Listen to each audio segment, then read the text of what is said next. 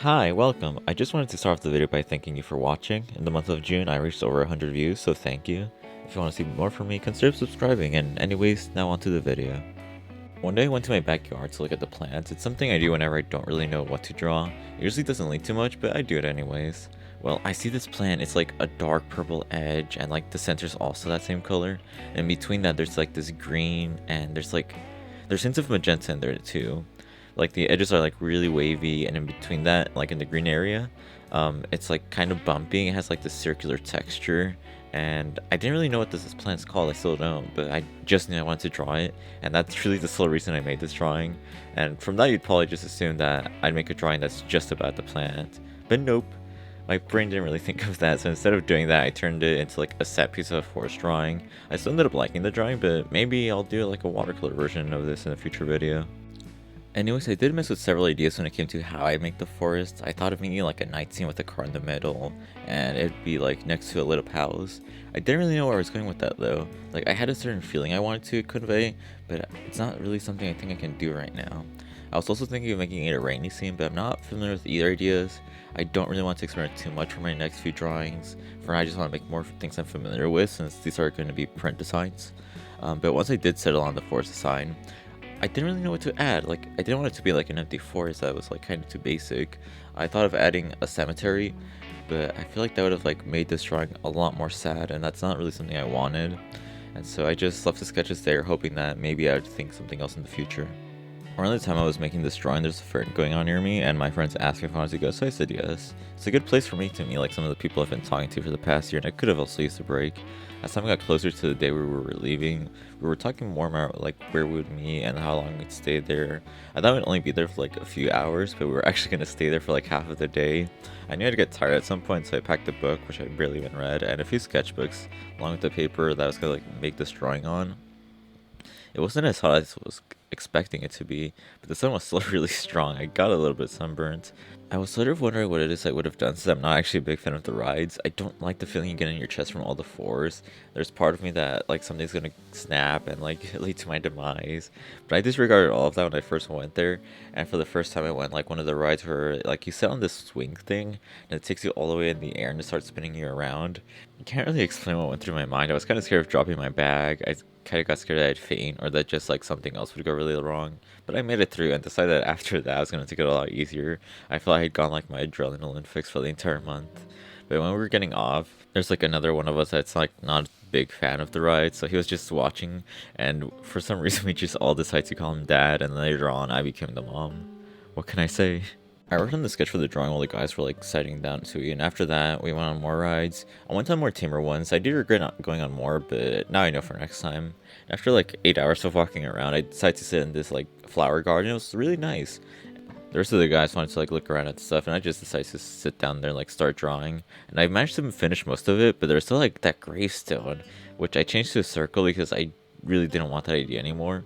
And made it a circle because I wanted to explore the idea of like drawing a portal, since I did in my last drawing. I really liked it, and so yeah, that was that. The rest of the day wasn't too eventful, but I got myself ready for the following day to start inking.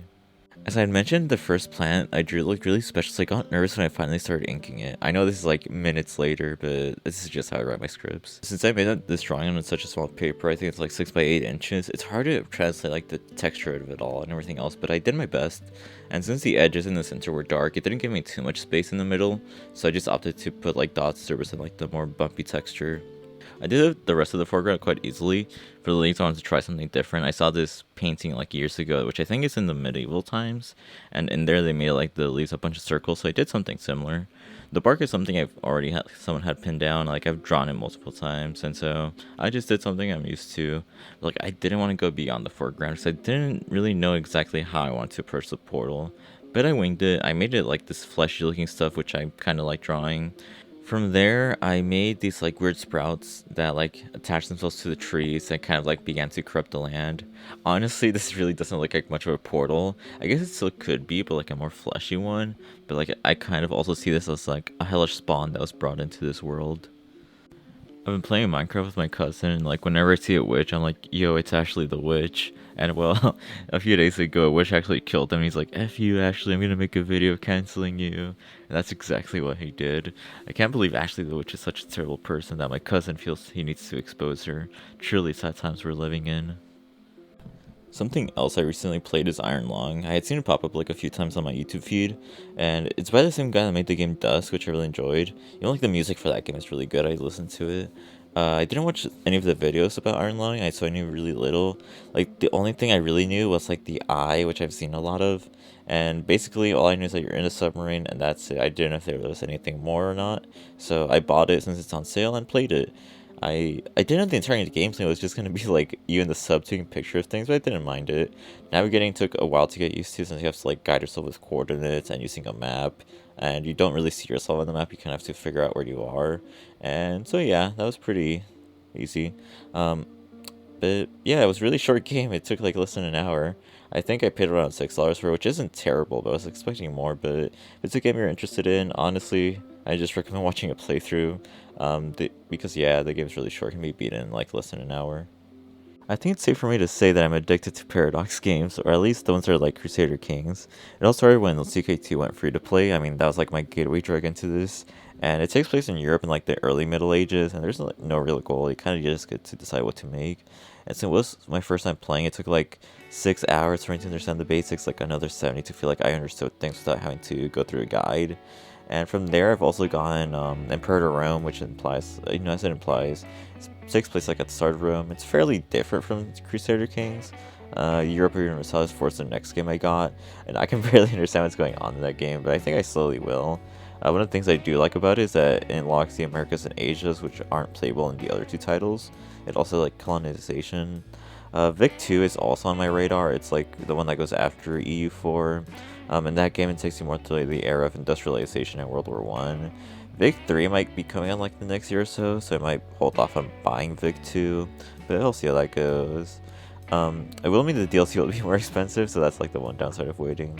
But the last one I'd have to get would be Hearts of Iron 4, which takes place during World War II. I don't know too much about it besides that, like I know a lot of people play that game. But overall, what I find about these like games addicting is like you can make a mega campaign that spans from like Imperator Rome all the way to World War II, which is like about 1,000 years of gameplay. I would have to learn like the mechanics of all the games, but I'm sure that'd be something fun to do in the future too. Thank you for watching. I already went over my allotted time, so I'll see you in the next one. Bye!